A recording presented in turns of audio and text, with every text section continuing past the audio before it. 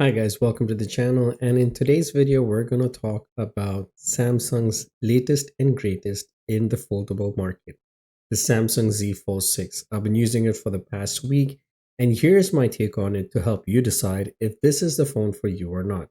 So, without wasting any further time, let's get started.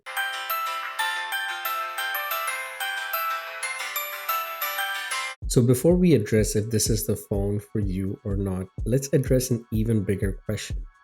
Is a foldable phone the best fit for you? Now, here's something to consider.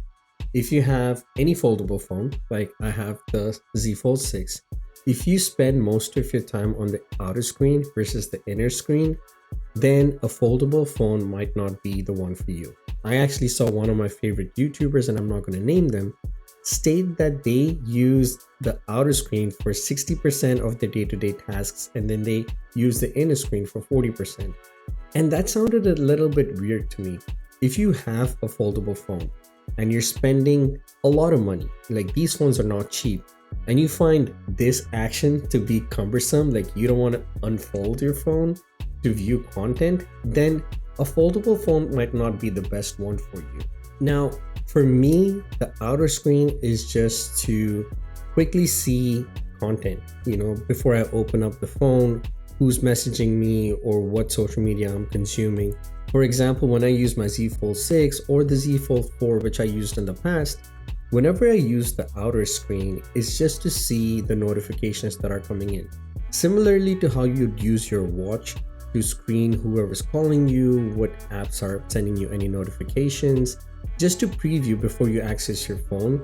For me, the outer screen is just that. It is a glorified notification / preview screen.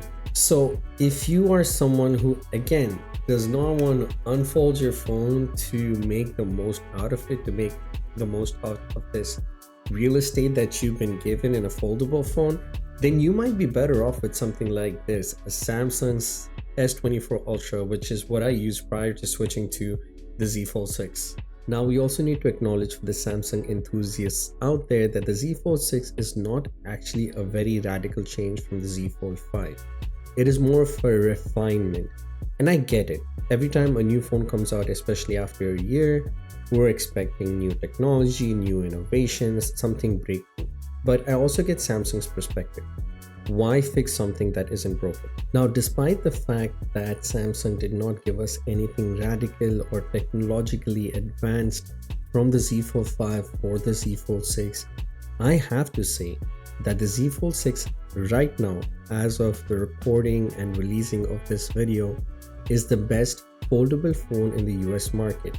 Now, yes, there are other phones out there outside of the US. Xiaomi has one, Vivo has one, and there are many more coming out. But do remember that these phones are not sold directly in the United States. Yes, you can get them from third-party vendors or third-party websites, but whenever I see those kind of phones that are not directly sold in the US or do not have a direct vendor in the United States, I am concerned with security patches and updates. So you only have options like Google, Samsung, OnePlus. These are the only foldable phones that are sold directly in the US. Thus, these are suppliers and vendors that will adhere to US laws and regulations. Now, here are some of the things that I have found from my personal use of the Z Fold 6 in this past week, comparing it to the S24 Ultra in my day-to-day use. Now, by no means am I an avid photographer. I just take pictures of food and family members, mostly for memories. We're also posting it on Instagram for social media. So from that perspective, I feel that the Samsung Z Fold 6 is at best an okay camera phone. Its main purpose is multitasking. You're going to use that big screen to do 2-3 tasks at the same time. And I find that I can do most of my office work on the Z Fold 6. Answering emails, looking at chats, looking at documents. I think the Z Fold 6, given its bigger screen, does a really good job. And as a matter of fact, most foldable phones will also do the same. But from a camera perspective, from a picture perspective, I did notice a vast difference from the S24 Ultra to the Z Fold 6. So again, at best, I think the cameras are okay. not the greatest. I wish Samsung pushed the camera quality a little bit, but this time I think it is all AI. So while the cameras are okay, one thing I actually do not like is the placement of the fingerprint scanner. It is on the side, which is nice, like you can press the button and it's going to unlock like I'm doing right here. Or if you're actually holding it on the other hand, yeah, it is snappy and fast. The issue that I have with it is when you're actually having it open or in this position, you're going to have to reach out to go to the other side of the screen, which is cumbersome. So I know there are phones out there that actually have inbuilt display fingerprint sensors. So Samsung has some of the best, as in the S24 Ultra and their other phones. So I was hoping that they had an in-display fingerprint reader, both for the outer screen and the inner screen. And now let's talk about the outer screen. Now the outer screen, from my understanding, is bigger from the Z Fold 5. Like I said, I haven't used the Z Fold 5. I actually saw it on display at Best Buy and I played with it a little bit. I really liked it. When I was using it, I did feel that the outer screen was a little bit smaller on the Z Fold 5. The same thing with the Z Fold 4. That was one of my complaints that I had, that the outer screen was just to view things. That's the only thing that I would have used it for, not for typing, given my stubby fingers. Typing was always difficult. So having a little bigger screen, I think this is 6.3 inches, it is better. It is really snappy to type, easy to type, do those quick replies just from the outer screen. And now for the inner display. The inner display is gorgeous. This is absolutely fantastic. And if you're someone who loves consuming social media or even watching videos, whether it be YouTube, Netflix, whatever it may be, this screen is absolutely amazing. You do notice the crease. Yes, the crease is there. When you're swiping your finger over it, you do feel it. And I don't know if you can see it on the video, but yes, the crease is visible to the naked eye, especially if a light or the sun is reflecting or bouncing off the screen. Now, one issue that I've had with this phone, which is a big gripe for me personally, is that some content, when it is on the crease, does not register the fingerprint. I'm a big Pokemon Go fan. I played with Emmanuel a lot. We actually went to New York recently to go for the New York Go Fest, and we had an absolute blast. But yeah, as you can see, I'll try and bring it up close. As you can see, the berry is right there. If I try to, as you can see, I'm swiping, nothing's happening. It's as if the touch is not being registered. Usually you could throw the berry at the Pokemon, but that's not going to work. So that has been an issue. One of the workarounds has been like to click away from the screen, but this has been like an issue for me. As you can see, it is not being registered at all.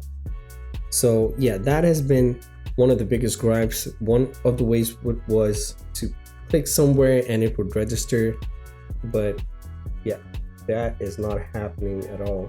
Yeah, suddenly it'll register it just like that. But it's an inconvenience for all my Pokemon Go players out there. You know that when you have a community fest or a raid or something going on, time is of the essence, and doing all that just wastes a lot of time. Another thing to consider whenever you're getting a Samsung device like the Samsung Z Fold 6 or the Samsung S24 Ultra is the Samsung ecosystem. I am still waiting on my Samsung Buds 3 Pro. I know they've been having production issues, and plus shipping is around August 28th, the last update that I got via email. But you can also buy something like the Samsung Watch Ultra. I'm gonna make a video on this soon because I have some views on this. But again, you're buying into the whole ecosystem, and Samsung has one of the strongest ecosystems out there apart from Apple. And I know Google is catching up, but how clean and seamless Apple's ecosystem is, Samsung is right up there representing Android. Now, depending on where you buy it and when you buy it, Samsung does have some of the best promotions out there in the market. During pre-order, it was double your storage on Samsung. I had pre-ordered the Z Fold 6 before I canceled it because the shipping and the processing time was absolutely horrible. It was delayed 3 times and I was like, it's done, I'm not going to do this. But when you pre-ordered the phone, they were giving you the 256 to 512 upgrade for free. And I was happy that I canceled it because when I reordered it, they were giving the 512 to 1 TB upgrade for free. So I actually ended up getting the 1 TB version. So again, depends on when you buy it. Samsung has various offers, and like I mentioned, their ecosystem is also great. So if you're actually buying the Z Fold 6, Samsung will throw in some sort of discount for you to buy either the buds or the watch. I actually got the watch and the buds the same time I got the Z Fold 6, and I think it was a 35-40% discount on each of them when you got them. So now the most important question of them all: should you buy a Z Fold 6? Now, this is totally your decision. I am not going to advocate for you to buy one or not to buy one. This is something that I bought with my own money, so I'm under no pressure or obligation to push forward this product for you.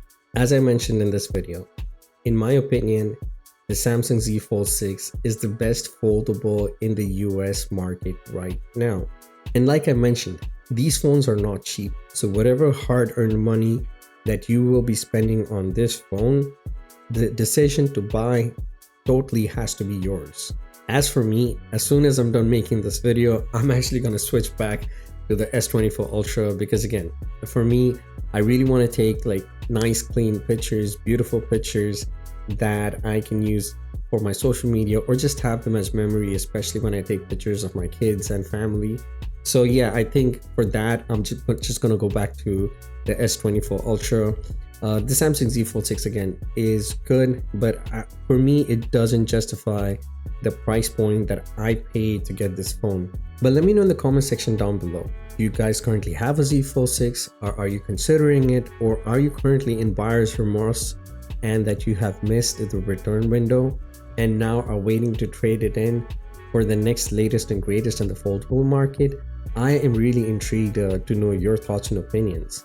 But that's it for this video, guys. I hope you guys enjoyed my take, and it was an honest take. Like I mentioned, not paid for it, not sponsored for it in any way. So this was just my experience with the Z Fold 6 in the first couple of days. Leave a comment down below and I will definitely reply to you guys. We can have a conversation going. Again, love to know your thoughts and views on this phone or any foldable that's coming out there. But as always, stay safe, stay healthy, and I'll see you guys again.